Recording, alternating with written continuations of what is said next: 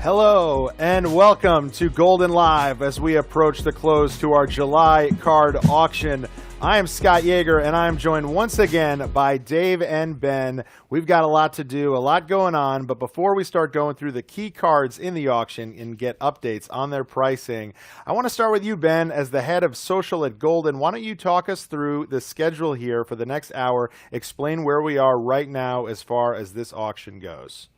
Yeah, so the schedule always sort of remains the same for each of these auctions, but every time you do one, you feel like, you're prepared for the next one, but the next one comes and it's all exciting and it's all crazy again. But so our auction closes at 10 p.m. Now that means that you need to get your pre-bids in before 10 p.m. So the way this works is if you bid on a lot before 10 p.m., then you will be allowed to bid in the extended bidding. The way extended bidding works is that any item with 2 bids or more at 10 p.m. will have a 30-minute clock. That 30-minute clock will start to count down on each item individually. Anytime a new bid is placed on an item, the clock for that specific item will go back to 30 minutes. So the thing that's really nice about this, you're not going to get sniped. You don't have to worry about anything like that.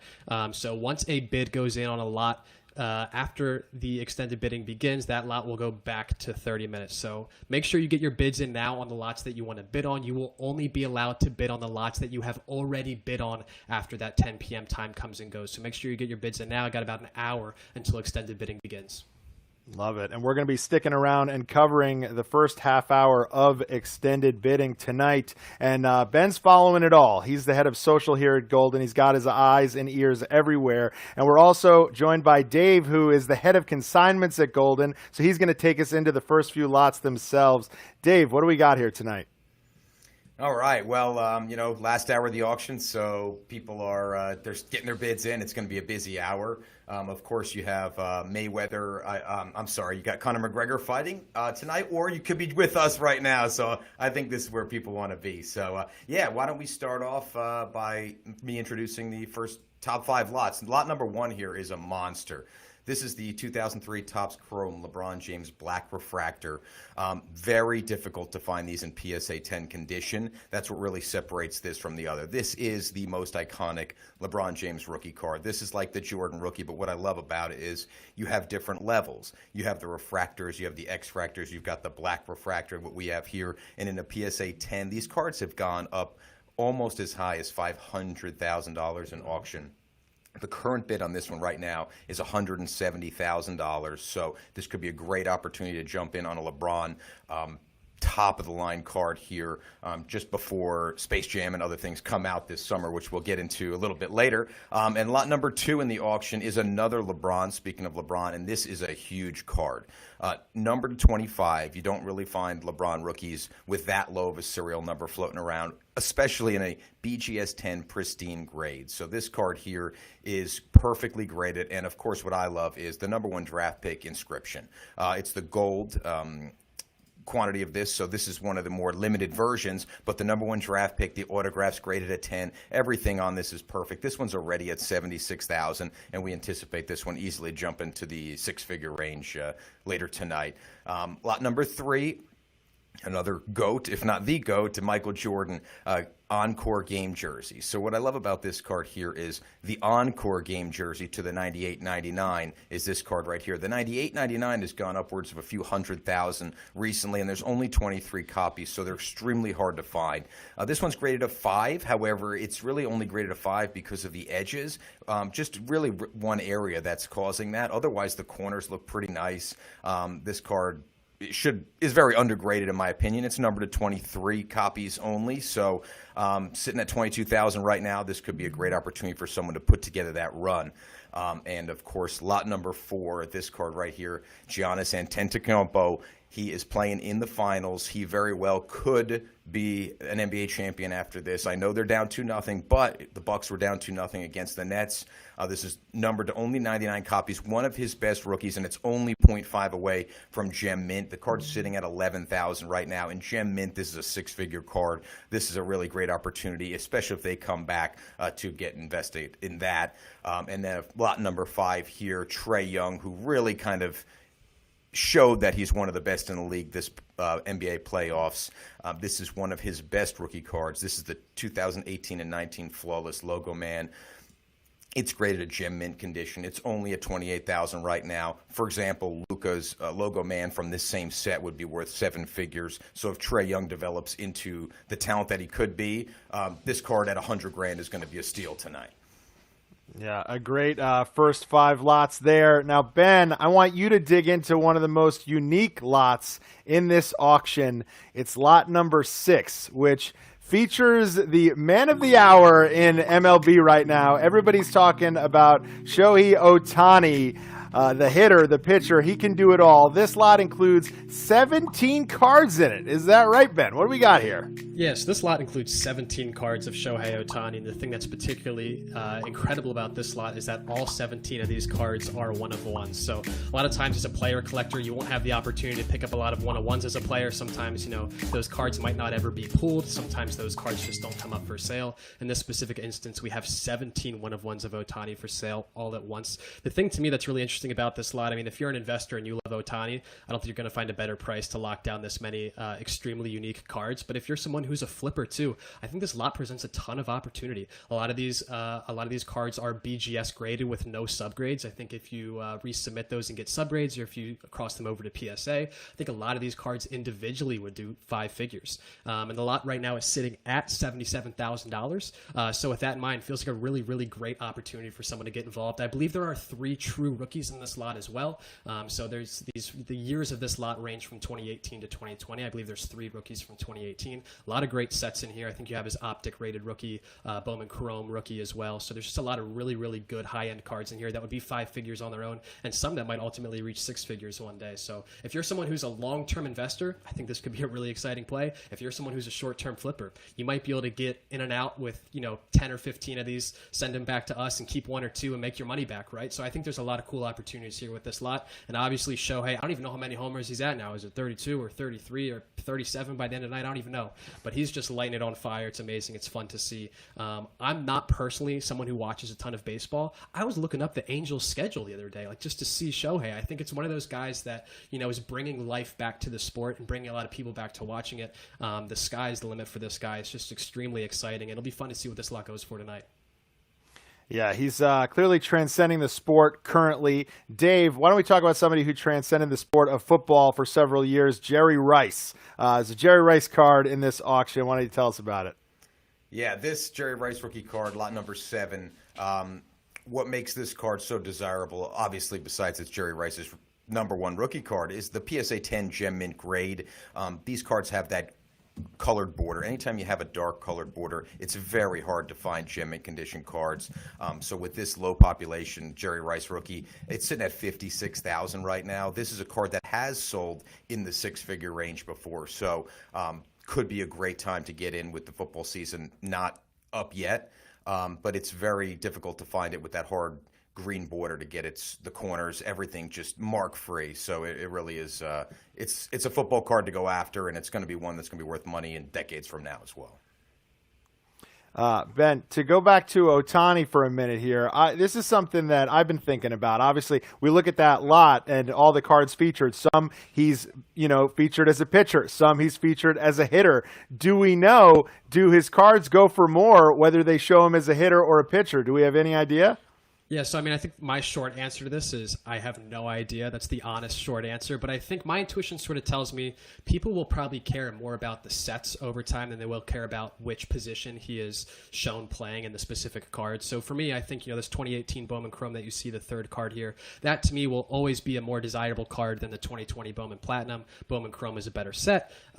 It's the rookie card for him, and then you have the 2020 version. Now it looks like he is pitching in the 2018 card and hitting in the 2020 Bowman Platinum card. But that's just an example of, I think as someone who probably cares about, investing in these cards, I would go after more the specific sets and the years and the rookies and, the Bowman Chromes of the world than I would care about whether he's pitching or hitting. But yeah, it will certainly be interesting to see whether Topps and Panini moving forward make different cards of him. Maybe they have a hitting and a pitching card of him that are both in the same set. I don't know what they'll do with that. My guess is, everyone loves Ohtani, so they'll probably throw as many Ohtani cards in as possible. But, someone should run a study on that and see if there's a difference between hitting and pitching.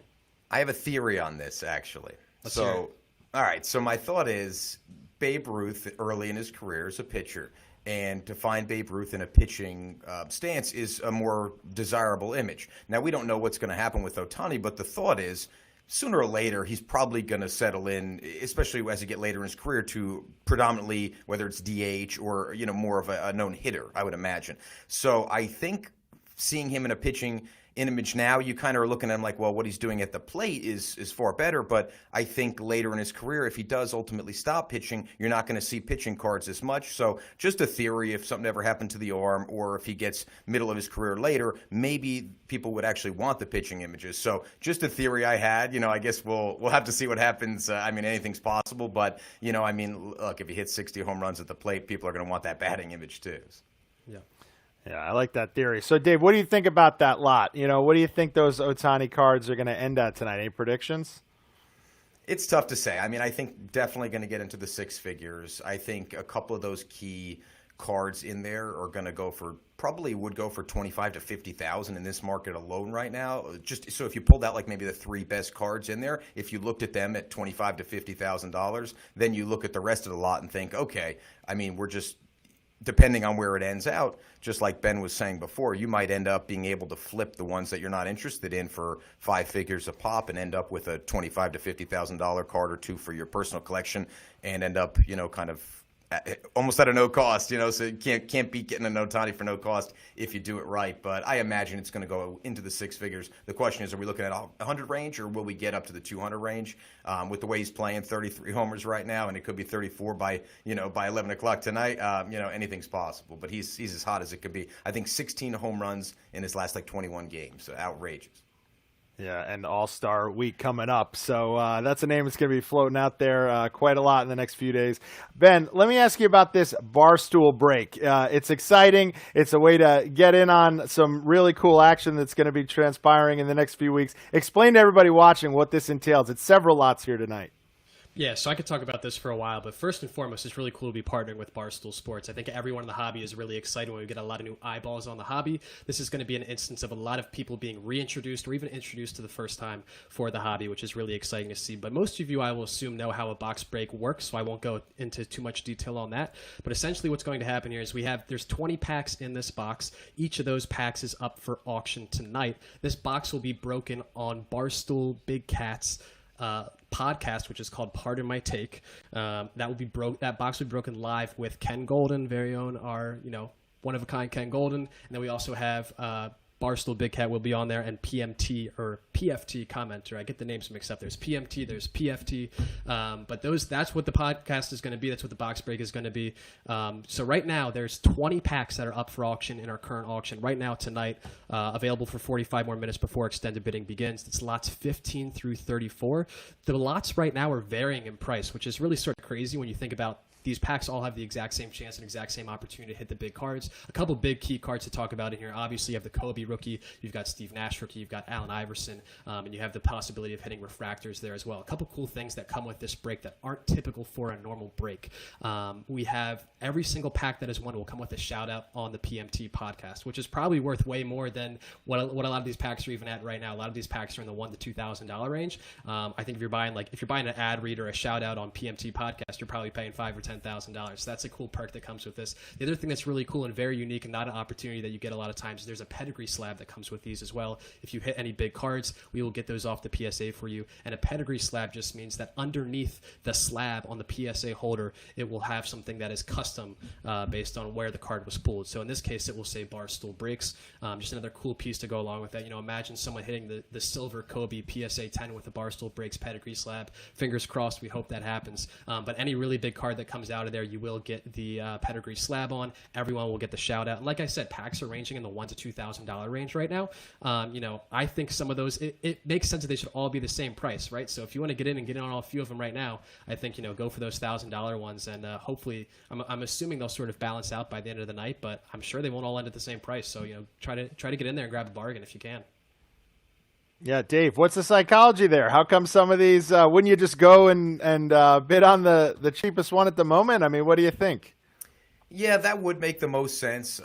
All the names are going to be randomly drawn, so I don't think it's going to make that much of a difference, where you end up. And obviously, pulling the cards is going to be completely random as well. So I think maybe the thought process is go in there and kind of block a few people out, secure your packs, and at least guarantee yourself a chance in the break, and then people can kind of compete for the other ones. Another idea is if you come in with a straight bid on one of these packs and you block people out and you put it at a price you like, then in the extended bidding period, there might be only one other person that can bid on it with you. So a good opportunity for someone here is to come and try to straight bid somebody right out of this and let them compete for the other ones, because then in extended, if you didn't get your pack yet, you might have to fight somebody for it. So again, just some auction tips there on blocking some people out from competing against you. But yeah, I think like Ben was saying, what better opportunity? And people have already said, hey, if I win, I want to shout my business out or shout something out. So, if you win, fair game, whatever you want us to shout out, it's a great marketing opportunity. And if you hit the refractor of any of the big names or Hall of Famers in there, it's going to be even more publicity for you as well. Yeah, remind us one more time who's in this. What's the potential here for a pull? So Kobe is going to be the big card. The PSA 10 Kobe rookie we've sold as high as $430,000, and then we sold the black BGS 10 Pristine for $1.7 million. So that's the same box here. So if we were to happen to get a black BGS Pristine, you actually could have $1 million card that you can pull from here. So that is huge. Aside from just that card, that's just one. What I love about this is you can get a Jordan. You get the Jordan Refractor, and it grades a 10. That's going to be a 5-figure card. There's Steve Nash rookie. There's Allen Iverson. There was one point where the Allen Iverson Refractor in a 10 got up to $40,000 a couple months ago. So you're looking at any PSA 10 Refractor of a Hall of Fame caliber player could be a 5-figure potential card. So even if we don't hit the $1 million Kobe in there, you'll probably get at least maybe a Kobe base that could grade a 10, and even that's going to be a 5-figure card. So even if the absolute monster doesn't come out, there should be some 5-figure cards floating around, and a handful that people can get. So I think the opportunity is pretty good at a few $1,000s, and even a few opportunities, just around $1,000 right now. And a box is selling for as high as $50,000 at one point. So to be able to buy these packs individually, you would have had to pay at least $2,500, and you have to buy at least 20 of them at a time. Yeah, and the theatrics of it, right? Being a part of my take, and Ken Goldin pulling out what could be a huge card for you. Can't put a price on that. Ben, he mentioned Kobe. Let's go to lot number 12 here. What do we got?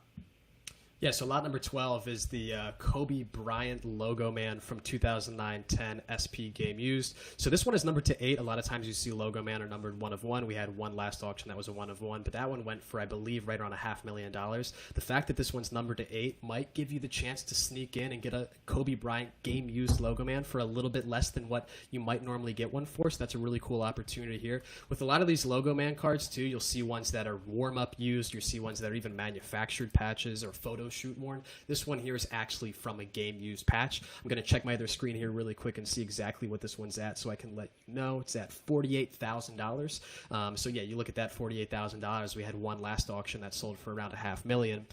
It's in part due to this one being 1 of 8 instead of 1 of 1. So it's really a great opportunity to get in and get a logo man at a fraction of the price of what you might normally see. Really awesome card. Excited to see what this one goes for. I think it's still got some legs. Dave, what are your thoughts on that Kobe?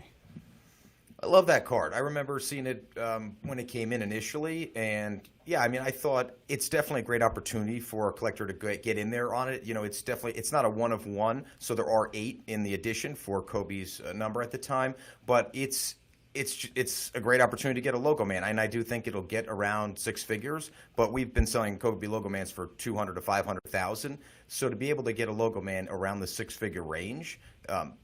You can't go wrong on these. These are some of the most desirable cards. And if you look at people's Instagrams and some of the best cards that people post out there, you always see the logo mans in every one. So if you want to put together, all-time collection, you've got Kobe Bryant, you've got logo man. This is something that in 10 years you can pull out and wow people with. So it's a really blue chip, secure investment on this one. So we got about 40 minutes left if people want to get in on that Kobe or any of these over at goldenauctions.com. All right, Dave, where do you want to take us from here? Anything you've had your eye on you want to chat about? Yeah, there's a lot of just cards in general throughout this entire auction. Obviously it's a 1,000-lot card auction, and we're talking about the top cards that everybody sees. But if you dig in deep, you're going to find yourself some deals. So I would highly recommend people to dive in there. A card that I like in here is the LeBron rookie card, the Bazooka LeBron rookie card. The card is lot 746.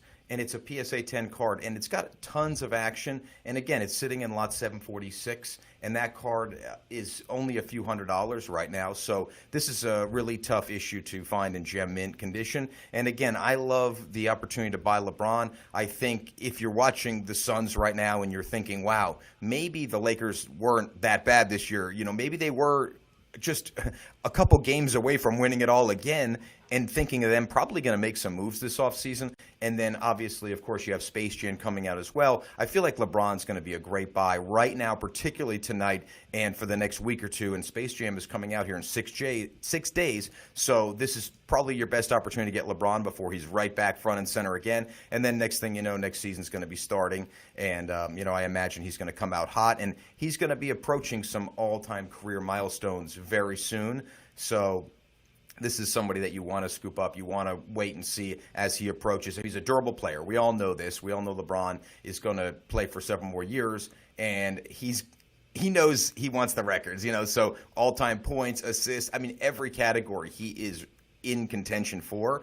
So I think as some names start dropping down those lists, you're going to see great opportunities to sell LeBron. But speaking of Space Jam, there's a few Space Jam lots in here. And again, before the movie becomes popular, we have some opportunities to buy some things from the original movie. Lot 588, you have a lot of 30 SGC graded Space Jam stick-on stickers, and you've got Jordan in his Space Jam uniform. You've got Bugs Bunny. You kind of, the comic world, which is becoming ultra popular, meets the NBA card collecting world. And when you look at a lot like this, with this many SGC holders to put this together, just alone in grading fees, you're going to have several $100s just in grading fees. So, this is, and there's a lot of mint condition cards here too as well. So the breakup value is going to be huge on this coming up. So this is definitely a sleeper. And then the lot right after it, 589, is another Space Jam box, and I love this because it's sealed, it's original. A lot of people didn't think to hold on to the Space Jam unopened boxes, so I think because of the scarcity on something like this is going to be one that you can get into relatively inexpensively now. It's got 36 packs in it, so this could be a fun break down the line, but I see these unopened in 5-10 years, or even after the launch of the next one, being pretty popular, because I have a feeling, and I've heard already Upper Deck's coming out with the Space Jam line, or perhaps Panini, so there's going to be some card sets that are going to reintroduce the original set, and I don't think people appreciate the original items until like the next one comes out, and they say, oh, well, I want the first ones, I want the original, I want the Jordans, so I see the Jordan Space Jam cards really spiking coming up pretty soon, so just something to put your eye on tonight before they spike. That's the whole goal. Yeah, what are those sitting at? Do either of you guys spend? Do you know what so those are sitting I have at? it here in front of me. I was going to say, Dave, there's 30 cards in that set. They're all SGC graded. Right now, the whole lot's at $375, which, like, you're paying $12 a card here or whatever it is. It's ridiculous. I think the lowest cost for SGC grading right now is $30, so you're looking at $900 in grading fees just to get this done. I don't know how rare or common these cards fall in the box, but there's only 36 packs, so I don't even know if you'd get all these or even a fraction of these if you opened a full box. Seems like a bargain deal right there at $375 for sure. Definitely. And 589, the box is at $800, so it's getting a lot of love, actually. It's getting a lot of appreciation for an open box like that. So, to see that box go for around $1,000 is, that box has come a long way here since they were first introduced for probably $20-$30. Yeah. Like most boxes in our hobby. And the movie, I think, coming out this month. And you could get in on the ground floor. It could win an Oscar next year. Who knows? Ben, where do you want to go from here, and why is it soccer? No, I'm just kidding. Where do you want to go from here? Yeah, I was going to say earlier, we were talking about UFC and McGregor. No one wants to mention Copa America. Argentina up 1-0. We should be thinking a little bit about some Messi cards. There's a few Messi cards that I really like in this auction. I don't have the lot numbers in front of me handy. Maybe, Dave, you can pull them for me while I'm talking about them. But one of them is on the screen right here. It's lot 858, and that is a Cristiano Ronaldo, Leonel Messi matchups Prism insert. So I know inserts normally aren't something that people really go after in trading cards, but this card in particular is an extremely important card for the soccer collecting hobby. There's one other earlier card that Cristiano Ronaldo and Messi share, but it's a sticker card. It's not that exciting. This one is the one that I think is going to be the one that people look back on for a long time and really strongly desire. It's got Cristiano and Messi on the same card. Obviously, they've only done several cards like that, even since they've only done several cards like that. The one we have here is a red Prism, which is numbered to, I believe, 199. to get this in a PSA 9 is a lot harder than you think. When this product came out, not a lot of people were grading back in 2014. Not a lot of people even thought highly of the soccer hobby in general in 2014. So a lot of these cards just got stashed away in boxes. So a 9 on this card is really quite a nice grade. I have several cards from this set, several prisms and things of that nature, and I'm sending some of them to PSA right now, hoping to get 9s.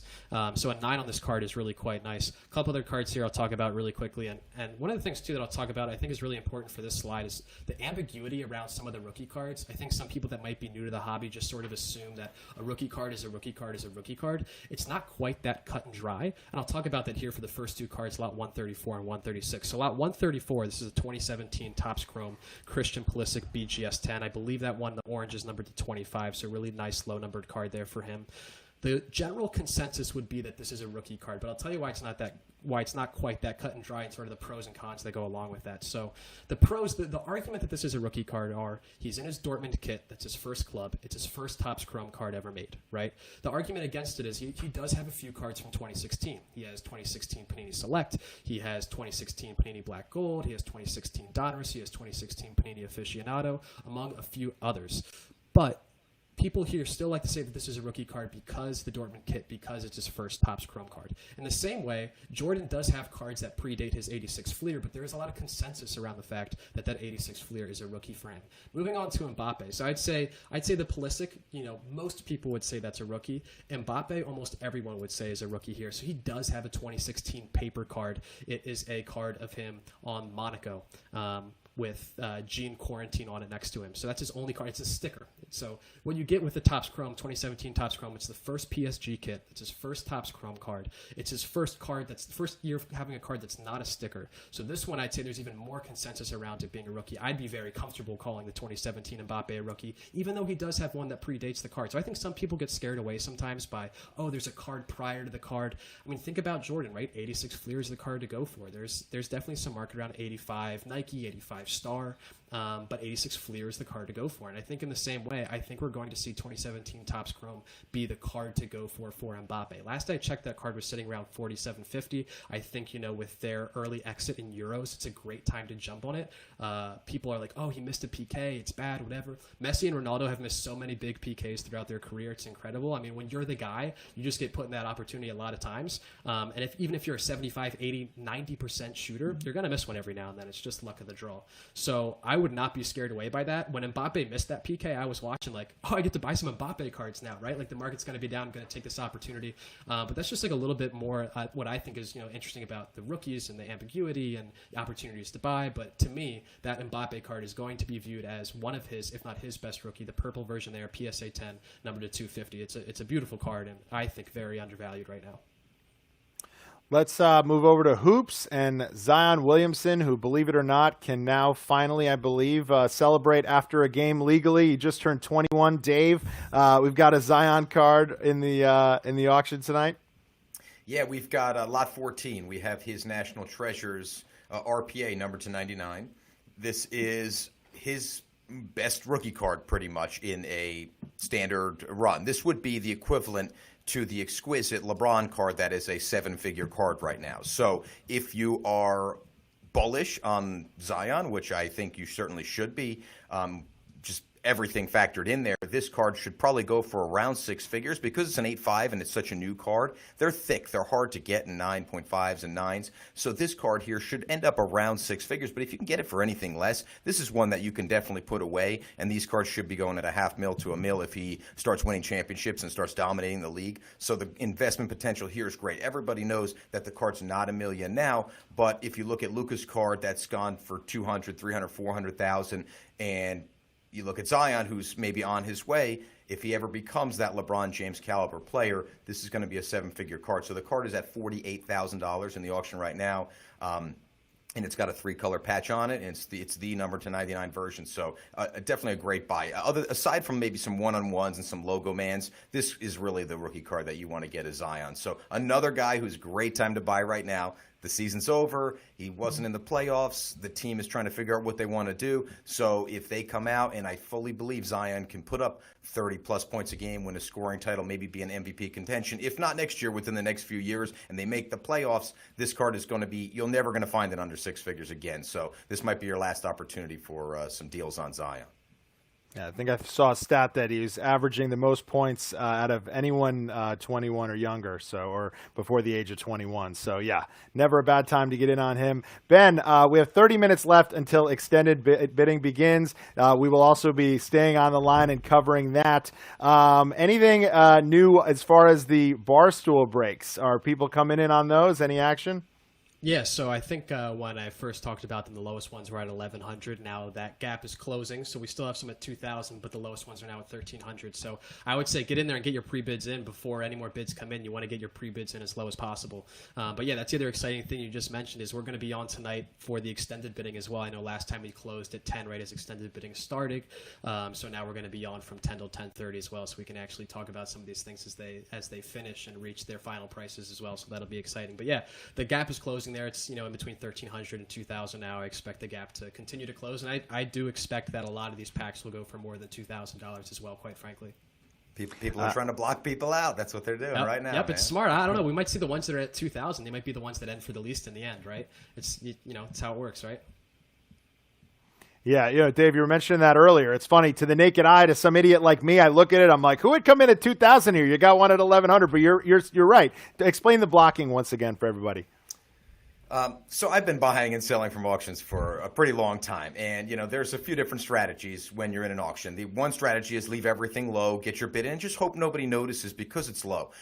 Something could happen is, and I'd say this a lot to consigners, you don't want to start the bidding too high on an item because it's that ripple effect. The first person to dive in is the one that is kind of the most courageous. Now, you can tell the most seasoned bidders and the guys that really know what they're doing have no problem diving in. It's the other people that are kind of getting into the hobby or just wanting to see what other people are doing. It's that natural effect. When everyone's doing it, you want to do it. So if the items are sitting at zero with no bids and they're kind of going a week or two in the auction, then we certainly should have started lower. Now everyone's like, why'd you start it so low? It's to gain that competition, because once an item is bid on in an auction, as a bidder, you start thinking about where you're going to put that item and how it looks in your collection. And then you start thinking, oh my gosh, this guy could hit so many home runs. And you're like emotionally attached to the item more than you've ever been, because now you're thinking, I'm a high bidder, I might actually win this item, and the wheels start turning. So if people get in there and they put a straight bid to try to block people out, then that same rule applies, that the competitors never jump in and they think, okay, it's not attractive, and they look past it. So the items at the first day or two of the auction that get bid very high, as a buyer myself, just looking at any auction, I want to look for the deals primarily because that's what I'm looking for. So if items are bid high early, I'm looking past them. And then I might not get a chance to look back at them before the auction ends, and all of a sudden I'm like, oh my gosh, I should have got in, because now this one, like Ben just said, could be the cheapest ones, the least expensive options. So the idea to get in there and bid early and often is definitely a good strategy. I know a lot of people are like, why would you need to? The difference in our auction, unlike an eBay, because you can't snipe, you definitely want to get a bid in at least before 10 p.m. so that you can compete. So I guess it's just a matter of how you want to approach it. Do you want to leave it low and attractive for 5 or 6 more guys to get in? Or do you want to just put it at a number where you're like, if I win it there, I'm good, and maybe no one jumps in? And, that strategy does work, especially when there's 15 or 10 of the same exact lots in an auction. No one's going after the highest bid lots. Yeah, I think a rookie bidder right now would be hopping on and being like, oh, I'm just going to bid 1,400 on one like it's the next cheapest bid, I'll be good. But what happens when the guy who bid 1,300 on that same lot, that's also the only lot he bid on, and you guys, end up going back and forth, and after the 10 p.m. deadline hits, that's the only lot you two can bid on. And so there might be other lots that are cheaper, but it's just sort of you're out of luck because you didn't bid on them. So yeah, I would say, like, even if you want to get it now, my intuition would be like, maybe you bid on a couple at 1,400, because I'm doubtful that any will end there. So I think you get in on a couple. I have pre-bids on 3 or 4 of them, which maybe isn't even enough. But at least that way you have a couple chances, right? If you want to go for one, you can keep going for the lowest one in extended bidding instead of being stuck to just one lot. And that's why going in and bidding in an auction on the first day maybe makes sense too. So you can get in there and you can place your initials, so that at the end now, if you have to compete, you don't want to go in now and suddenly bid on 10 and be winning them all, and then might have to pay for them all. So if you had bid on them at $500 when they started, at least you could pick 1 or 2 that might be lower and compete. But yeah, people want to get more than one bid in, because if you really, really do want to win one of these, the likelihood of bidding on 2 or 3 is going to give you a much better chance to at least come away with one. So you don't feel like at the end, I paid $9,000, I had to get in, and everyone else paid $2,000 and they got in it there, because you two had to have that last spot. So obviously obviously keep your options open. And I know some people that'll come in and they'll hit every single one right off the bat just so they can continue to compete and at least try to get one. And honestly, sometimes they don't win any even when they do that. So. Well, only 25 minutes left to get in on the action for the Barstool breaks, and there are many to choose from, as we just said. Ben, let's talk about something that just took place around the 4th of July, hot dog eating contest in Coney Island. Joey Chestnut, we got a couple of cool Joey Chestnut cards to talk about. Yeah, so this was a fun one. As head of social at Goldin, we get to have fun sometimes. 4th of July, we figured why not bring these out. I like to joke, the greatest athlete of our generation. I think he's got like 13 titles or something like that. He did 76 dogs in 10 minutes, which is unthinkable. So we have two of his Allen Ginter cards here. We have his 2008 Topps Allen Ginter on the left. That's lot 811. So that card actually came out of a rip card for those of you that are familiar with the Allen and Ginter checklist. That card is an autograph number to 10. And then we have the 2015 10th anniversary edition Joey Chestnut autograph in a PSA 10, number to 10. Two fun cards. These cards don't really come up for sale that often. There's also a 2000, I want to say 6 or 7 Topps Allen Ginter Takura Kobayashi autograph, which is, as some of you may know, Joey Chestnut's rival before things sort of fell apart for him. But yeah, just a fun sort of lot, fun one to bid on. Not one that comes up a lot, and I mean it's a cool thing to add to your collection. I think it's around $500, so I figure you can't go wrong with that. It's fun. It's a cool one to show to friends. My question though is in the hot dog eating competition amongst us three, who do you think's winning? Oh, man. I don't know. I was just at Sesame Place today. I couldn't even finish one, so probably one of you guys. I'm not going to lie. Yeah, so the stat they do is HDB. It's like, it seems like a baseball like HBP or something. It's hot dogs and buns is what it stands for. So the question is, how many HDB would you do in 10 minutes? And you got to dip the bun. I am oddly confident about how well I would do. Like something tells me, I'm like in my head, I'm like, oh, I could easily do like 15 or 20, like no problem. But I know like after 3, I'd be like, this was a bad idea. Yeah, I used to chicken actually nuggets. eat along. Yeah. I used to eat along every year. I'd make like 30, 40 dogs. I'd get a few friends, and we would do it every year. And I'll be honest, like 12, 13 was always like the high number from everybody there. If you get to 10 hot dogs, you're starting to feel really terrible. And that contest is early in the day, so that'll set the tone for the day real quickly. And the hot dogs, they'll go right through you as well. So yeah, maybe it's that's not hot dogs, Dave. It's HDBs, hot dogs and buns. Oh, that's right. That's the trick. You got to soak them in the water. I'm probably eating the small ones too. That's the crazy thing. These dogs they eat are huge, and you think of 70 plus. I'm eating 10 like little baby hot dogs, and I am done for. And I'm not a little guy, so I don't know how they even fit it.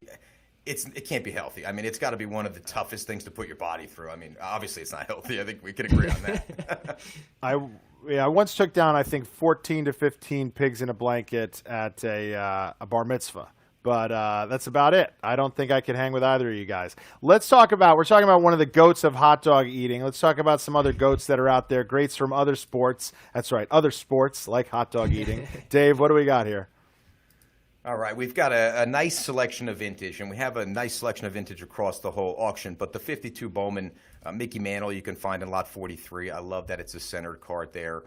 It's graded a 5, so it's a nice mid-grade. If you're looking to just collect a nice early mantle, the bright white color on that is definitely the centering. That's going to be a nice example, a nice affordable example that you'll be able to get. And the SGC lot 53, the Pete Rose rookie, that is another staple right there. That is Pete Rose's best card. That is by far the best card in the 1963 set. Vintage has really come on strong. The 52 Bowman Mantle is already sitting at $4,250 in the auction.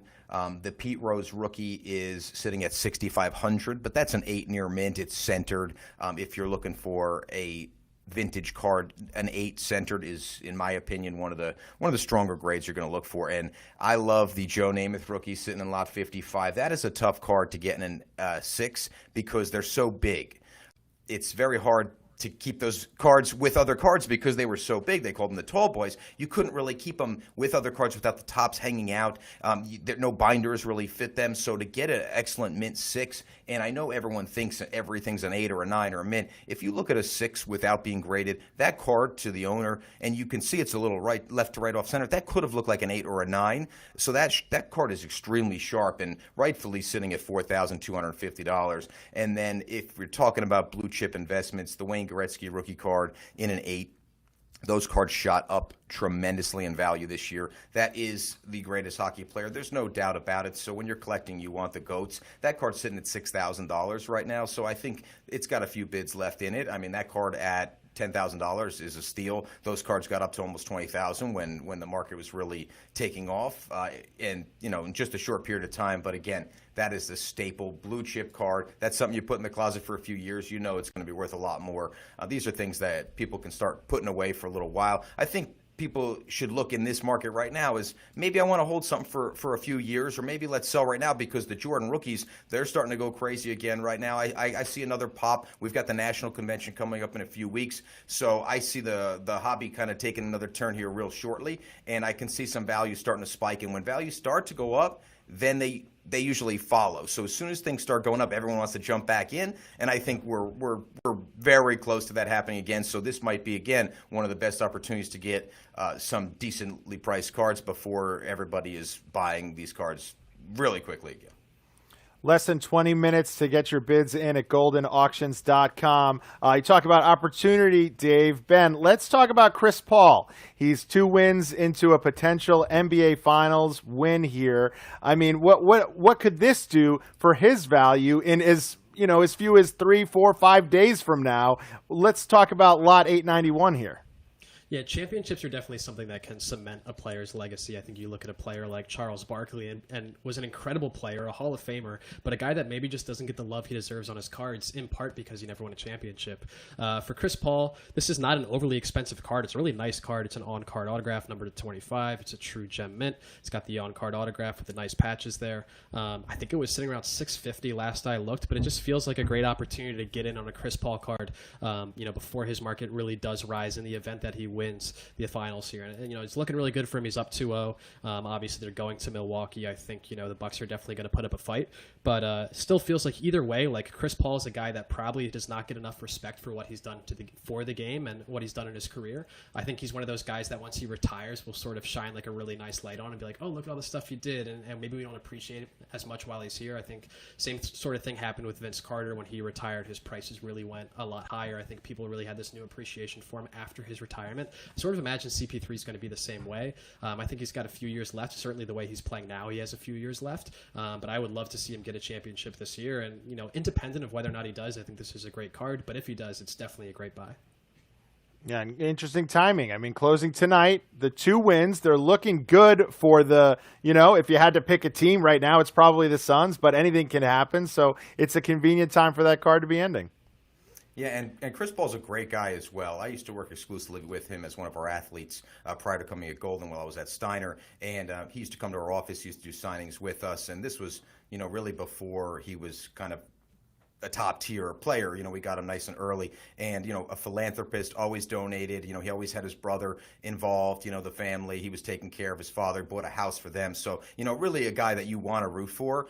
So to see him a couple wins away, I think people didn't really think much of Paul winning a championship prior to the year, but I think people have to be rooting for him. I mean, it's you have a lot of big spending future superstars in this final matchup that I think we're going to see for the next decade. But I think deep down, people want to pull for Chris Paul because, this might be one of his, last opportunities to win one. And, if you watch him, he kind of controls the action. He's just, his IQ is incredible. And, I think he's deserving, if anybody, on the court. Yeah, you probably know that signature well. That's a pretty good-looking signature on that Chris Paul card we were just looking at. We talked hot dogs. I'm pretty sure hot dogs, or maybe sausage, are one of the ingredients in jambalaya. If I'm wrong, don't kill me. Let's talk about jambalaya here, Dave. Man, that's segue, Scott. That's pretty good. Wow. Yeah, that's impressive. So pretty sure. Believe it or not, as great of a food as it is, it's also one of the most popular basketball inserts. This we have in lot 645 is from the 97-98. It's Kobe's second-year card.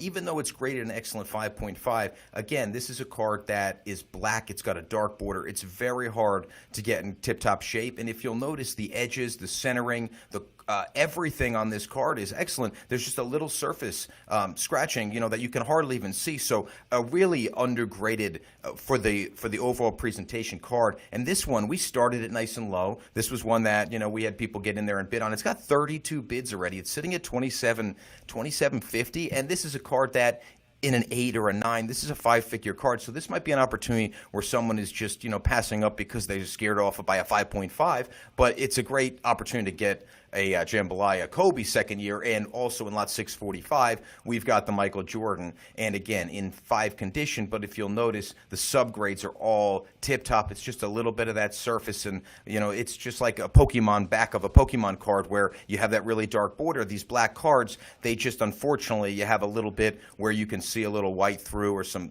coloration, but other than that, perfectly centered, beautiful looking card, and they're holograms too, so I don't think people can really understand how nice these cards look until they're looking, kind of right at them. But that one is at $10,000, even in a 5 right now. So it kind of just shows you how strong of an insert that is from the 97, 98 series. People they love to collect them. And, if you want the best stuff, you got to buy everything that the people are crazy about. And for some reason, even though it's not a square card, which kind of, I always, there's a difference of opinion on, square cards versus die cuts. These oval shapes just took off and it works. So it's definitely, the Kobe right now is a great buy, and even the Jordan, you're not going to find another one for around that price.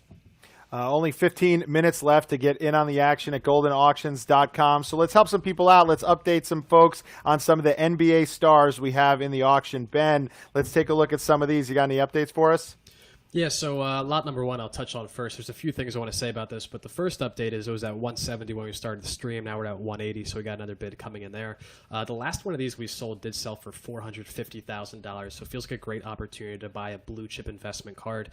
Like Dave mentioned before, this card's limited to 500 copies. Only 20 of them are PSA 10s, which makes up 4% of that population. So a card that's already extremely difficult to pull, even harder to get in a PSA 10. But really a great card here, amazing card at 180. It feels like maybe your last chance to get one even anywhere near that price range. Like I said, I think this one still has some room to go tonight, but our last sale was $450,000, so I think that should be the barometer by which we're sort of measuring how this one sells. Lot 4 is, like we've talked about, this is the Giannis RPA from Immaculate, number to 99.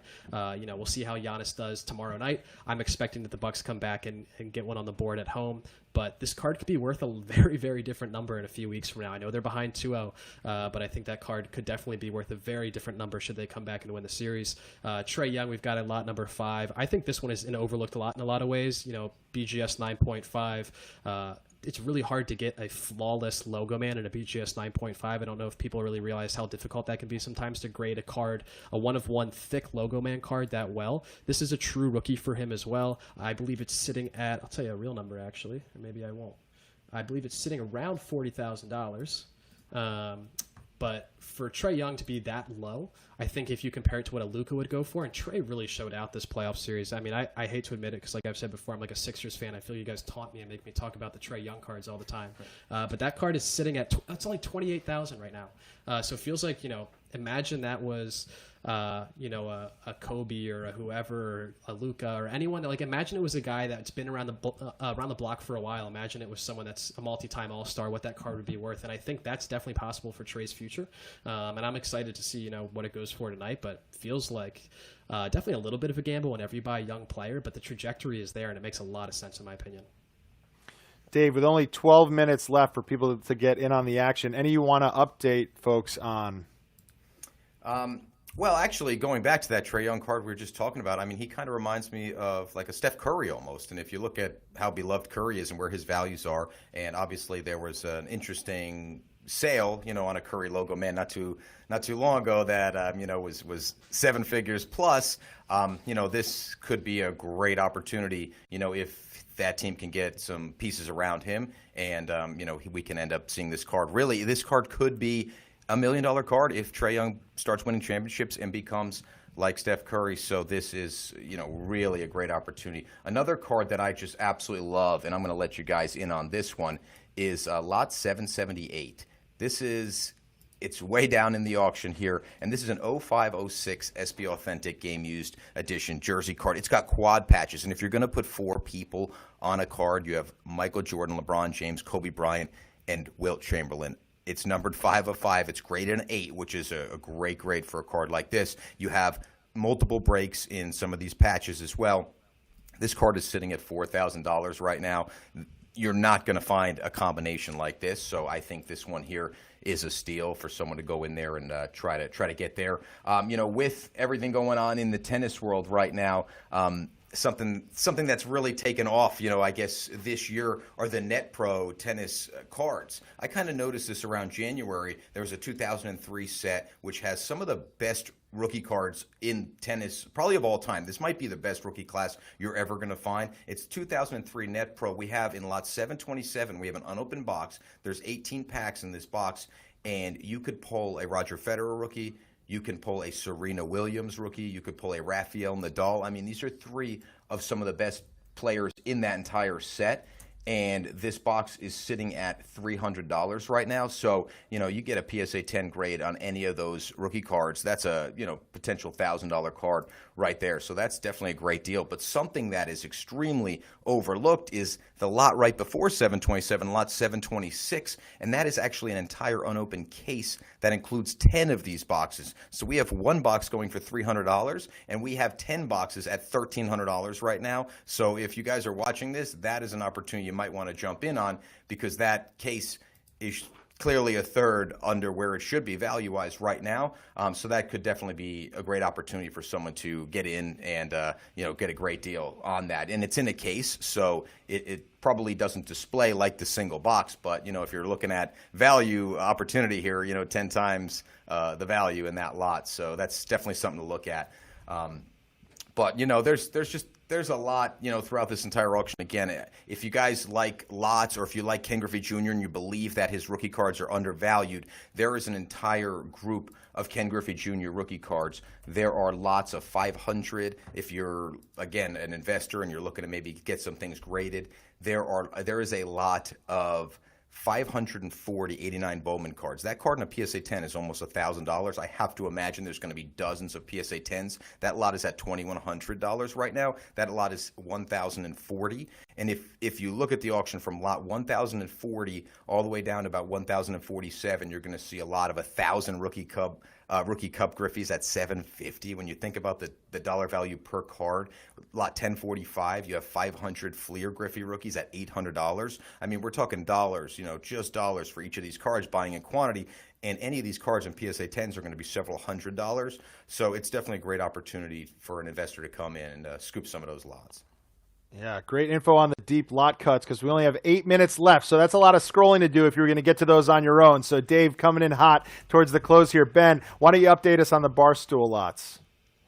Yes, let me take a look at the Barstool lots again. Before I talk about that for 1 second, I just got to say Messi has won Copa America in the final against Brazil. That was a 1-0 game. So that was one of the very few knocks on Lionel Messi's career, was that he didn't have enough of an international career. But he finally brings home a major trophy for Argentina. So I think that will probably be reflected in his prices, if not tonight, certainly in the near future.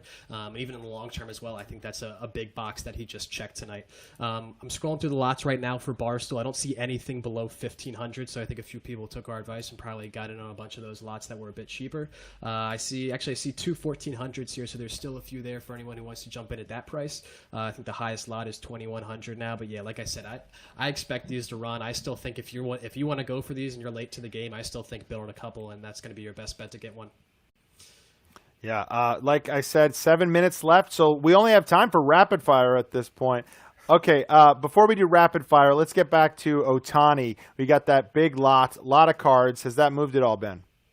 Yeah, so that's sitting at 77. I think that was, if that's not exactly what it was at, it's close to what it's at when we started tonight. But like we said before, 17 one-of-ones in that lot. 3 of them are true rookie cards. Every other card is either going to be a second or third year card. A lot of great sets, a lot of high grades. I don't know that there's anything below a BGS 9 in here, so everything is mint at worst. You got a couple 9.5s in there as well, and I believe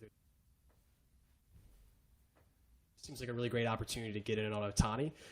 17 cards at 77,000. Like we talked about before, that feels like an opportunity to break those apart and, reconsign them and keep a few and maybe resubmit a few to get subgrades on them or send them to PSA or what have you. Feels like a real opportunity. I still think that one's going to run. I'm biased. I always think everything's going to run. I feel like, a lot of these cards are great buys, but at 77,000 for 17 of these feels like a real opportunity. One that if I had the bankroll for, I'd probably be getting in on. And Superfractors only come up once every so often. So to have that many in one lot, it must have taken the collector years to put this together. This is something that you're taking for granted if you're just looking at it and seeing them all in one lot. You might not see any of these cards again for the next decade, depending on who buys it. So to see them all now and have an opportunity to buy not just one Superfractor of Ohtani, the hottest player in baseball, but to get that many, it's impossible to build lots. So it really is an opportunity that, people should be taking full advantage of. Dave, real quick, let's get to a non-sports card. Dwight Eisenhower. What do we got? All right, so we have lot 767. We have a 2004 Upper Deck History of the United States Dwight Eisenhower card. This is a one-of-one, and this set is a huge set. This set really kind of changed the game with insert auto cards. Going back to the early 2000s, that's when these cards kind of came about and became popular. Dwight Eisenhower really was a staple at the park with the Washington Nationals. This card, again, being a one-of-one, an early Upper Deck issued, so it was a fully licensed presidential cut card. This card's at $1,200. We have been getting into non-sports more and more. We've always sold non-sports, but we've been getting into more non-sports where we actually have some big announcements in the pop culture arenas and other non-sport arenas coming up very soon. So something to look out for there. Don't want to give up too much information just yet, but you're going to see a lot more things coming down the pipe from Goldin Auctions, and this Eisenhower cut is just a taste. But if you're looking to put that set together of one-of-one autos, this is the only place you're going to find the Eisenhower cut. And again, he was a fixture at the ballpark in Washington back in the 50s as the president. Less than 5 minutes until extended bidding begins. Don't go anywhere. We're going to stick with you for another 30 minutes as extended bidding begins. But, Ben, what's going through your head right now? Last few minutes here. What are you looking at? Any parting thoughts before we get into extended bidding?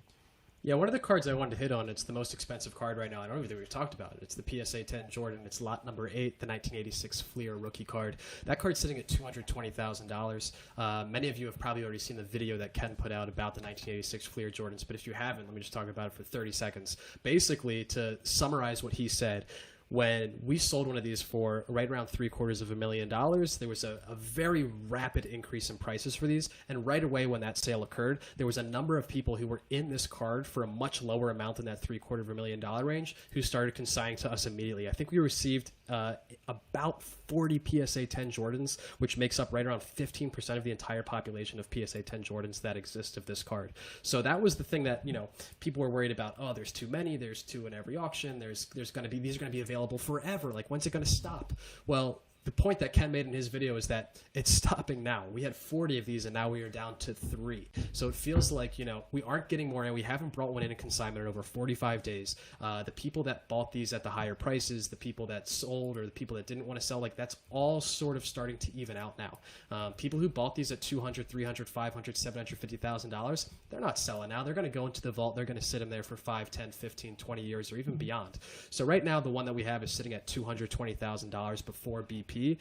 I'm pretty sure that represents an uptick in price from the last couple sales that we've seen publicly. So that's good to see. It's an indicator that, hey, people realize, hey, this is actually something that's going to start to turn around. So I think that makes a lot of sense to get in on. And in that same vein, we have lot number 9, which is the 1986 Fleer sealed wax box. That obviously is one where you can pick up Jordan cards. You can pick up, a number of different players. I won't even go into them all because there are so many rookies and Hall of Famers in the set. You've got Bird and Magic and a few other really big ones.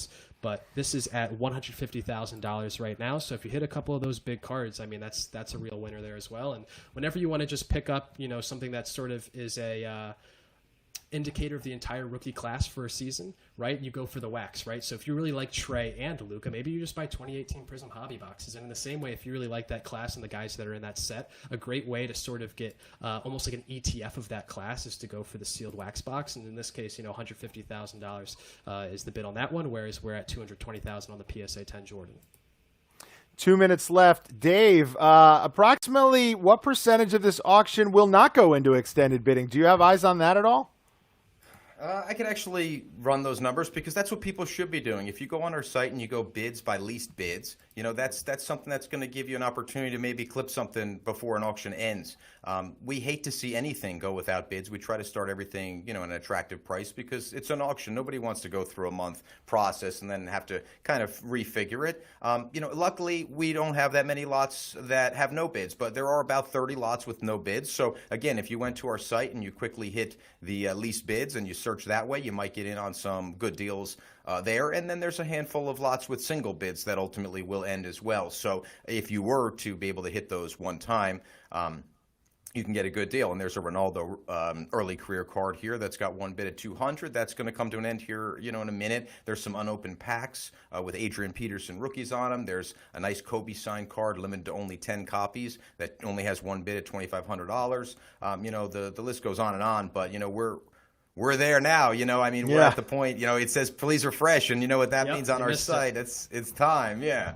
Hopefully those people did that on their own, because auction is currently in extended bidding. We're not going anywhere. We're going to walk you guys through 30 minutes of it. So, Ben, what are you seeing? I know you're tracking everything on social media, as you always do. I know you're looking at some comments here today. Where's everybody's heads at? Yeah, so I'll tell you where my head is at. I have about 50 lots that I have pre-bids on. Now I got to get a couple bids in on the live show too. So that's what I'm going to be tracking a little bit to make sure I don't miss any. But yeah, a couple of those key lots that we already talked about, I'm really excited to see what they go for. Particularly, I really hope that Ohtani brings in a few more bids. I think the Trae Young is a really great deal at what it's at right now. I'm going to start getting my page up here to show bids most recent and refresh through that. Looks like our lot number 2 is at 81,000, now at 86,000. Our LeBron lot 1 was at 180,000, now 190,000. So we're starting to see the action come in. Some people just wait until that, it flicks over to extended bidding and then they start going at it. So I'm sure we'll see a large influx of bids coming right now. Yeah, Dave, why don't we give Ben a minute? It seems like he's got some other stuff on his mind he might want to poke his head into. So let me ask you, Dave, so, first few moments here of extended bidding, is it common for these things to just start firing off, or how does it really work normally? Yeah, exactly. I mean, my strategy going into extended is I want to bid early. I want to bid maybe right before extended because I want that clock to end at 10:30.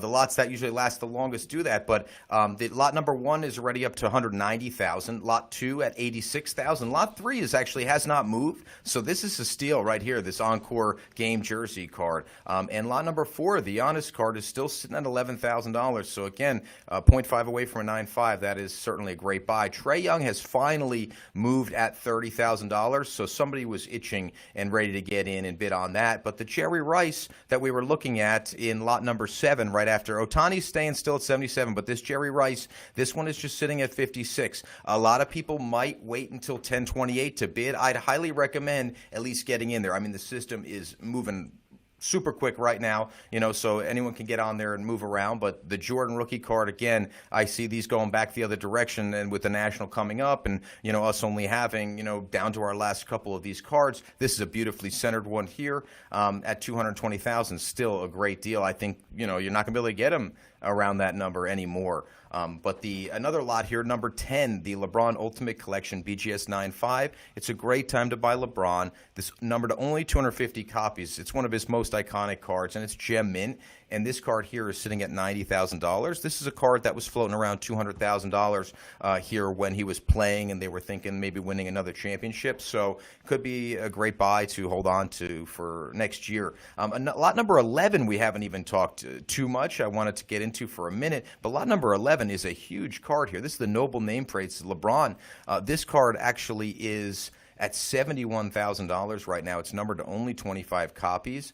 So this card here is at $71,000. I mean, it's a 6-figure card. It's beautiful. It's an exquisite card. Everybody loves the exquisite brand. And getting back to lot number 12, another opportunity to get a Logo Man card of Kobe sitting at only $48,000. We're down to 26 minutes left in extended, so not a ton of time. Lot number 13 we didn't even really address, but this is a Trae Young 1/1, beautiful, beautiful black refractor looking card. I mean, it really just has a beautiful eye appeal.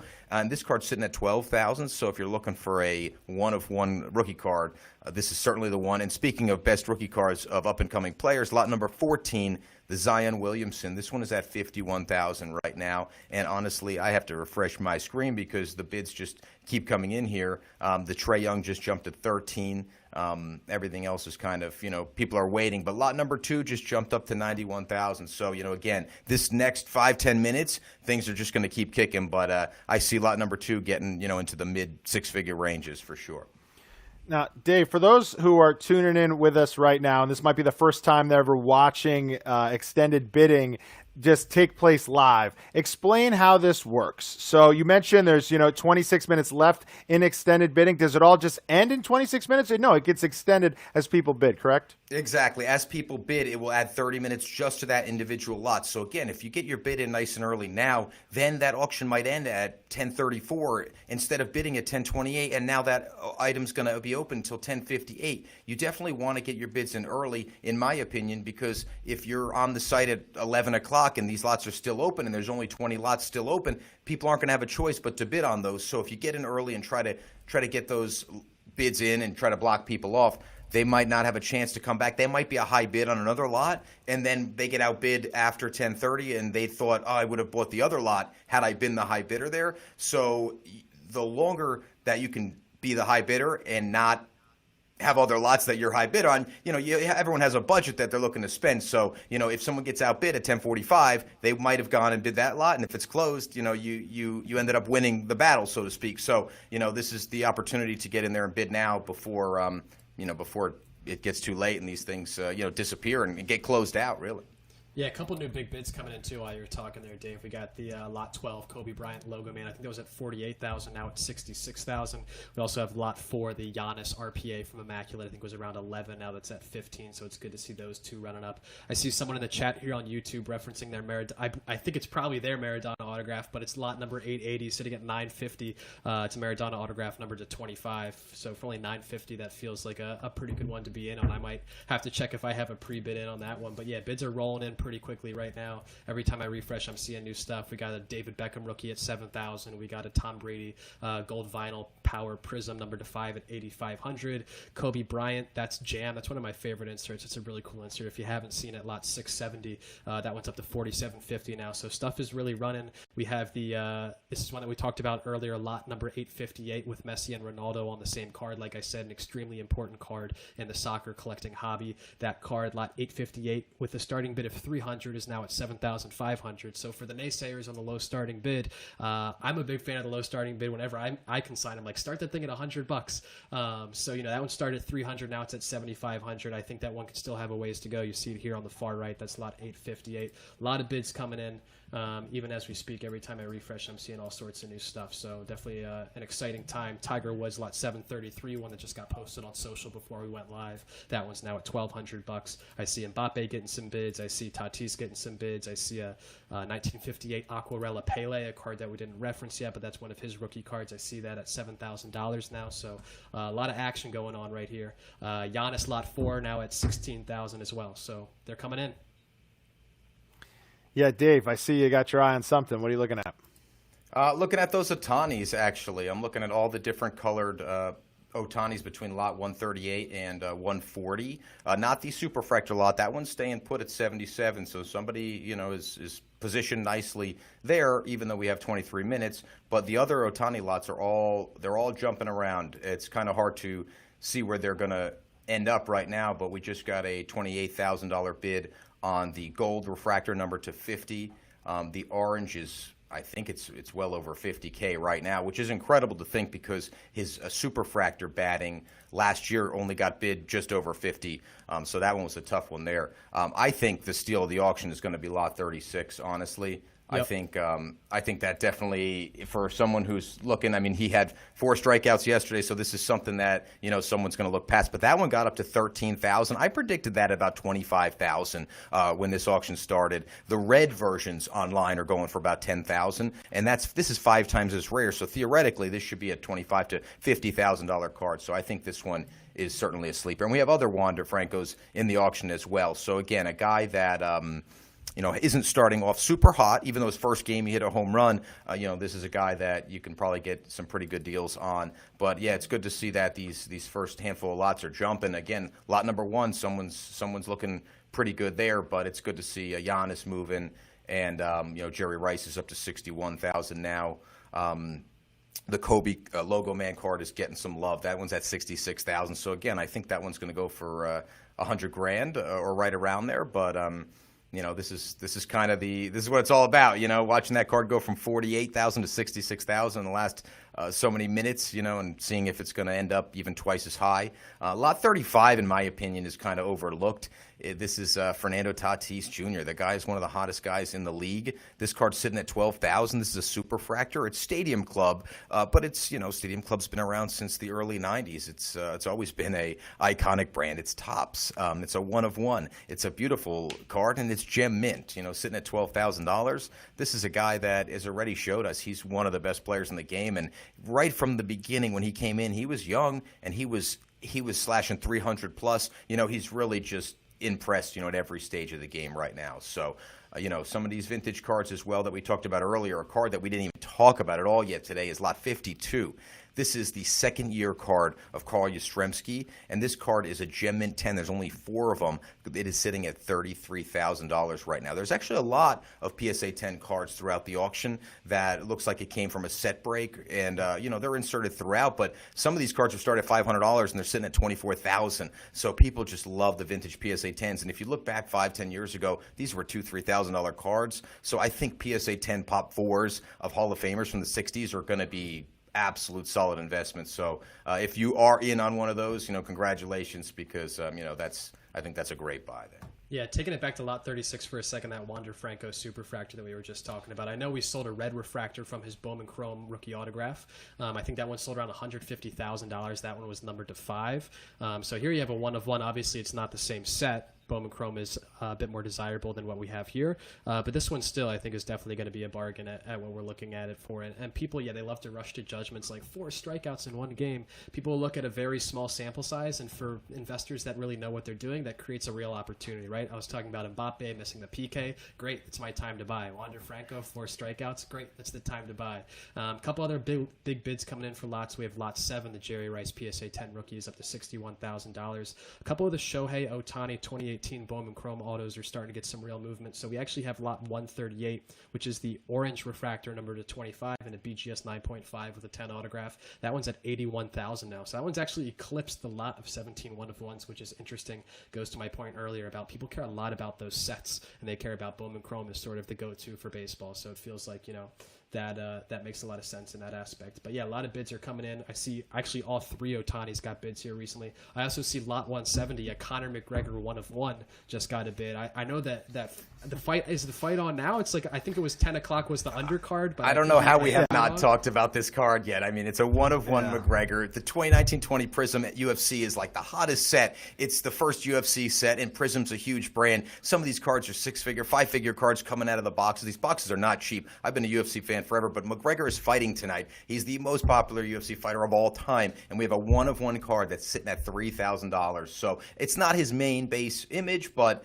this is the card that you want to get out of this set, and it's a one of one. So, I anticipate seeing that one, staying alive. Maybe some people are smart and they're going to keep bidding it and seeing if he wins, and then if he wins, they're going to keep going and back out. Keep it alive just long enough. I guess we'll see on this one. It's going to be a long night if they're doing that. Yeah, it will be a long night. I'll be up for it, I guess. But we got Tatis lot 35. That one just jumped to $17,000. We have Trae Young lot 5. The Logo Man just jumped to 33. And that Ohtani one of one lot finally got a bid. I think someone just said, "Hey, stop talking about that for 5 seconds. I'll put a bid in so you guys talk about something else." That one's at $82,000 now. So will be interesting to see where that one ends. That's one of the ones I'm most excited to watch tonight. Dave, let me ask you just logistically. Say someone wins one of these items tonight. How long before it's in their hand, in their safe, wherever they want to put it? They're going to get their invoices in the middle of the night. We work around the clock here when we have an auction close because we know that this is what's going to happen. So we're going to get those invoices out. They can pay the invoice tomorrow, and they can have that card shipped out this coming week. So, we anticipate if you win an item in this auction, it's very likely if you pay right away, you can have that in your possession. Now, there are multiple ways to pay, so you can use a credit card if you want to just move it along. If it's a little bit more than a credit card amount and you want to save 3% on your buyer's premium, you can send us a wire. So you can go to the bank on Monday and wire that over. We get paid, immediately. Now, if you send us a personal check, we're going to have to double check and probably hold that for about a week just to ensure the funds are cleared, obviously. But, you could end up with these cards by the end of the week if you'd like. So, we don't like things are moving quicker in 2021. This isn't the run 2-3 auctions a year, send in your check, wait for it to clear, see your cards in 45 days. We want to sell this. We want to get our sellers paid. We want to get our sellers paid as quick as next week if we can. So we certainly encourage and reward people for paying right away and keeping their accounts in good standings. Now, Ben, we've got 15 minutes left here approximately, but extended bidding is going to continue into the wee hours of the night. You said you're involved in a few of these. How late do you think your night goes? Not just as a viewer and as the head of social here, but as far as some of the stuff you got your eye on. Yeah, so I mean, I've had some really late nights. I think we've talked about it before. The night that Kobe jersey went for $3.7 million, I think internally we were sort of expecting $500,000 to $1 million range. And that was it really depends on the people who are bidding too, right? Sometimes you have two guys that duke it out right at 10:30, whatever. They get their bids in right away and it's done. And you have other times where people will wait till that 30-minute timer counts down. And at the very end of the timer, they'll place their bid. It's kind of like daring the other person to fall asleep, right? I play that game sometimes where if there's an item I really want, sometimes I'm the person that waits forever, or sometimes I duke it out in the beginning. But tonight, I think it's going to come down to a couple lots. Like I've said before, sometimes for these cards, when there's a known market value for a card, we can guess pretty accurately where it's going to end, and that card normally won't keep us up all night. But for things that are really unique, like the Ohtani lot, like the Trae Young 1/1, even like the Logo Man Kobe Bryant, right, numbered to 8, these cards that don't come up all the time, those are the ones that are so hard to predict and can keep us up late into the night. So hopefully it's a late night. We'll see. I think if it's going to be a late night, it's probably going to be one of the cards I just mentioned. Yeah, well, you got the fight. Probably won't start till 1:30, so you're good. Any of the Barstool lots moving in the extended bidding so far? So I see the before that really quickly, Ohtani lot 6 is now up to $87,000. So that just brought in another bid, resets the clock to 30 minutes. I see, looking at these lots right now, some are still as low as $1,500. I see some as high as $2,100. Definitely expecting some of those to continue to move. It feels like if there's a $600 or $700 gap between the lowest and highest, that some of those low ones are going to be a really nice bargain. But we'll see what happens here. Yeah, a lot of them are sitting in that $1,500 to $1,600 range. I'd expect a lot of those to get much closer to $2,000 before the night ends. Yeah, what's the psychology with something like that where you have, several lots, they're the exact same item, and then they technically could be ending at the same exact time or extending in varying degrees? So, I mean, do you wait and see what the first one closes at, things like that? What would you do, Ben, here? I mean, I'm not as a seasoned vet like Dave is on this stuff. I only got back into collecting a year and a half ago. I did it as a kid, but got sort of reintroduced. And so Dave's been doing this for, I don't even know how long, but a lot longer than I have. So my rookie intelligence would say, I like to wait. I'm just a waiter. I like to see what happens. I think you make a decision best when you have more information to make that decision. So I like to wait a little longer, gather a little more information, see what's happening with those lots, and then pounce. But, sometimes the first one is the one that goes for the cheapest. So, and I may be old school, but look, I still have all the hair on my head. So even though I've been doing this for 25 years, I think I got another 25 years in me at least. We'll see. The hair on my head might be going after nights like tonight, but this has been actually a pretty calm, pretty evenly bid night. And I think again the site's running very smooth and everybody's getting their bids in, and the phones aren't ringing. I've got a few text chains going on right here, with some people looking to see if they want to up their bids and whatnot. So don't mind me kind of veering off here, but it's a lot going on right now for me. I've got 3 screens open and I'm trying to make sure that everybody gets the bids that they want.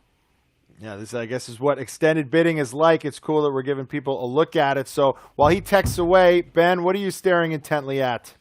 Yeah, so I see lot number 7, the Jerry Rice PSA 10 rookie from 86 Tops that we were just talking about. That one jumped from 61 to 66. I'm going to get a quick refresh here, too, and see what other ones are coming in with some recent bids. Looks like I see a couple Barstool bids coming in. I see lot 136, the Kylian Mbappe 2017 Topps Chrome Purple Refractor, numbered to 250, is now up to $7,000. That makes me feel a lot better than the 4,500 it was at earlier in the day. Definitely a cool and exciting card to be invested in. I see Pujols getting some bids. I see a bunch of Kobe's coming in with new bids. I see Dave's very own lot 746, LeBron James Bazooka PSA 10 coming in with some bids. That might be you, Dave. I don't know. But yeah, a lot of Barstool getting bids. I see Jeter. I see Ted Williams. I see Wander Franco. So a lot of action going on right now. Dave, so as we get to about 12 minutes left here before we go off the air, I hear you clicking away there. Any exciting action you're seeing coming in?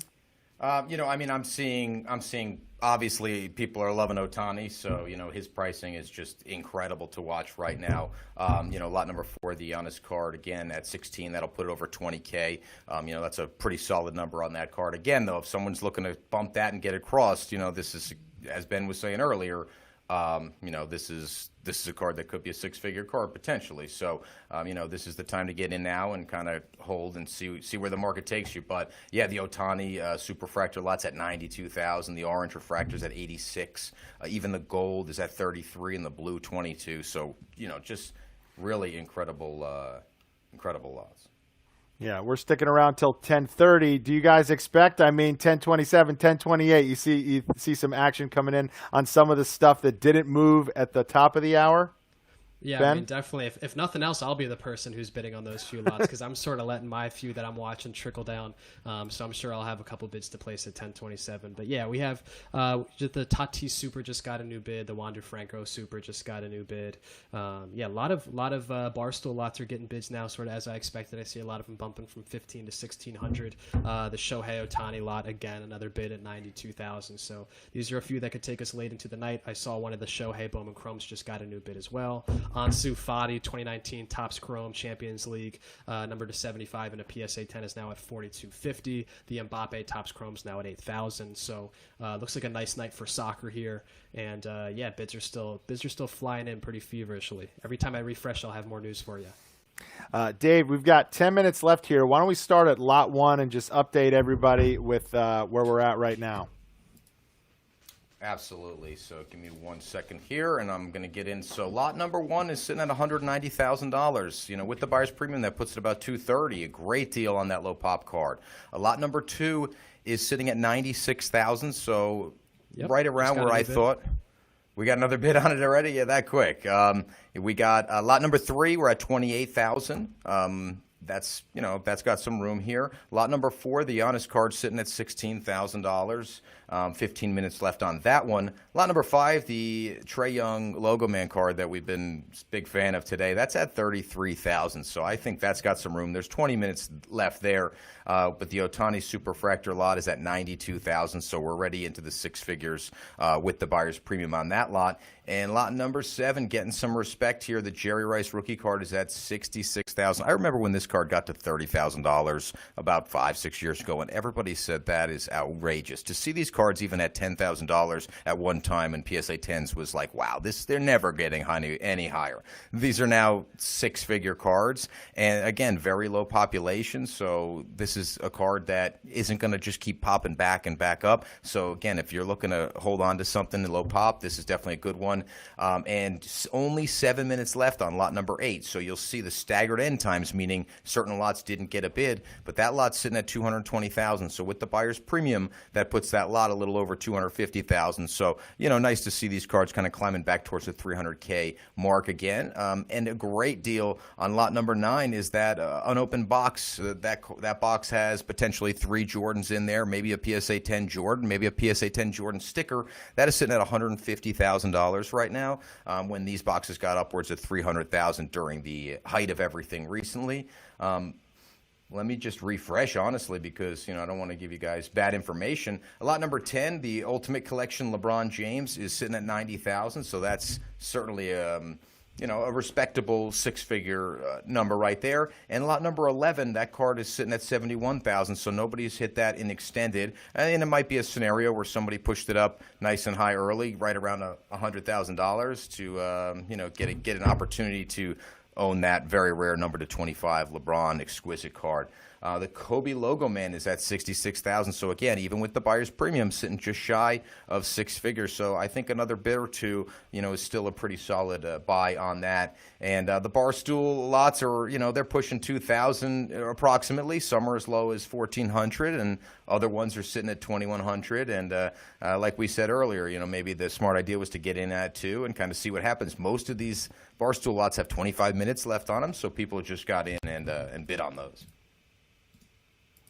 We have about 7 minutes left here. Ben, any lots in particular you want to go over before we wind down? Yeah, so I see a lot of soccer lots are getting bids right now. The 2002 Panini Football Portugal stickers of Cristiano Ronaldo and a PSA 8's up to $6,000. The Fati got another bid and it's up to $5,000. One that we definitely need to talk about that I don't think we've mentioned yet is lot number 987. It's Mason Mount's 2019 Panini Immaculate 1/1 rookie card. So Mason Mount is playing tomorrow. He is in the England versus Italy Euro final game. This is his rookie card that we have. It's a 1/1. It's a BGS 9.5. Really exciting card. I think if you're going to invest in Mason Mount, this might be the card to go after. Like I said, Immaculate 1/1 with the rookie logo and a BGS 9.5. For soccer cards, they're just not quite as developed in basketball cards as it relates to, in soccer, you only see a few sets a year, whereas basketball, you might see a lot more. So there aren't a lot of other options to go to for Mason Mount. And right now, this card is at $12,000. I'll give it a quick refresh. Yep, we're still at $12,000. I was in on this one. I thought I might snag this one for a steal. I was really excited about it with England advancing to the final. That's sort of out of the cards, so to speak. But at $12,000 plus the BP, I could be wrong, but I think this may be the most expensive Mason Mount card of all time, which is another cool sort of mark for the hobby to set, particularly in the soccer collecting hobby. Dave, with 5 minutes left here, you want to rapid fire some for us? Yeah, absolutely. The Wander Franco that we've been talking about today, that one is now sitting at $18,000, so getting up closer to the $20,000 marker that we anticipated. Sleeper here, lot 310. This is a Hank Aaron 64 Topps PSA 10. This is a card that in an 8 is like $1,000, maybe a little bit north. We started at $500. It's at $36,000, and with the buyer's premium, it's over $40 right now. So there's definitely some cards kind of sneaking up there. There's some 1/1 Jordans in there. Let me go back and refresh because things are kind of still moving pretty quickly, even though there's 5 minutes left. We're going to see a lot of lots drop off here in about 5 minutes and close out. So again, whoever got their bids in before the extended period, was able to, able to reserve some spots. But that Ohtani lot, wow. It just got hit. It's $122,000 right now. With the buyer's premium, we're looking at around $150, and I think we said this could go for around $200. So that was a huge bid. And to see lot number 10 actually just got another bid. That was the Lebron that was sitting at $90,000. So that one's very respectable number. And again, one of my favorites, the lot number 778, the sleeper down in 778 with Jordan, LeBron, Kobe, and Chamberlain. That is now at $4,500. So a $5,000 plus card, very respectable number that we're going to see on that one. But lots of records that are going to be set here, especially on those Ohtani cards. I think they're going to keep going, honestly. And with only 4 minutes left here before 10:30, we've got lots 6, 7, 8, and 12. Dave, you got anything on these? I'm sorry, I was just texting to see if someone wanted to bid again. What were the lot numbers one more time? Yeah, I can take it from you, Dave. Yeah, go ahead. All right. You text. What you're doing is more important than what I'm doing. All right, we got lots 6, 7, 8, and 12. So we have the Ohtani lot that we just talked about. I believe it's at 122 now. We have the Jerry Rice PSA 10, which is sitting at 66. Dave talked about earlier. I mean, when this card hit $10,000 or $30,000, people thought it was ridiculous. Now it's at 66, and it just feels like, as Ken Goldin said, the undisputed GOAT wide receiver in the history of the game. Feels like a really safe place to store capital. You have the 1986 Fleer Jordan PSA 10 at $220,000 with the BP that's going to denote an increase in price from the previous sale, which is exciting to see. I think something that we will continue to see moving forward. And then we have the lot number 12, which is the 2009-10 SP Game Used Logo Man of Kobe Bryant. I believe that's still sitting at $66,000. That was numbered 7 of 8. We've got the lot 36 Wander Franco. That one is getting bids as we speak. I've seen that one come up a number of times. I'm not sure exactly what it's sitting at right now, but one that Dave and I both liked is a sleeper lot. We've got a lot 118 Mike Trout. Might be a nice time to buy him with a lot of the eyeballs being on Ohtani. It feels like Trout's prices are maybe stabilizing or coming down a bit, and would be a great time to jump in on that opportunity. He's a guy that you can't go wrong with. We've got the Tatis lot 129 Bowman Chrome rookie autograph, and then of course lot 138 Shohei Ohtani. This is the orange refractor you're looking at here, numbered to 25. I believe that one was approaching 6 figures before the BP, and wouldn't be surprised if it got there. And like Dave said, I think Ohtani's going to set a lot of records tonight and probably in the future and probably in the sport of baseball too. And speaking of those, we have 2 huge bids that just came in. Ohtani is now at 132, and nice. The Trae Young, the logo man, getting some respect, $56,000. Watching that get towards $100K. Good. I'll say this about the Trae Young too. I mean, I think a lot of times, particularly in the VC world and the venture capital world, when people are investing in businesses, they like to try to pick businesses that they think can return the entire investment portfolio. So you might invest in 20, 30, 40, 50 businesses, and a lot of those businesses you pick along the way will be ones that have that 20, 30, 40, 50x upside. In the event that you hit one of those and have, one of those sort of slam dunk wins, it covers everything else, and everything else is gravy. It feels like that Trae Young card for the right investor is that card right now tonight, right? That's the type of card that, maybe he gets hurt, maybe something happens, who knows, but it's the type of card that if he has the career that he's really capable of, could return an entire portfolio, could return $1 million portfolio if that's what your card portfolio looks like. So to me, that's a fun one. That it makes a lot of sense. There's no guarantees with investing in young players, but just feels like the expected value return on that one is a no-brainer. Well, we are pretty much out of time here, guys. You guys have loaded everybody up with info beforehand and now into extended bidding. The night is young. You guys have a lot of work ahead of you. I can hear the clicking. I can hear the texting. Ben, Dave, thank you guys so much. Good luck to both of you, and good luck to everybody else who's watching. We've got some info we want to share with everybody before we let them go, though. We've got some important dates coming up, because, of course, we have a July premium auction beginning on July 15th. The National is coming on July 28th to August 1st, and those Barstool breaks that we were talking about live on Pardon My Take on August the 2nd. We had a lot of fun here today with Goldin Live. Thank you guys so much for joining us. I'm your host, Scott Yager, and we will see you next time.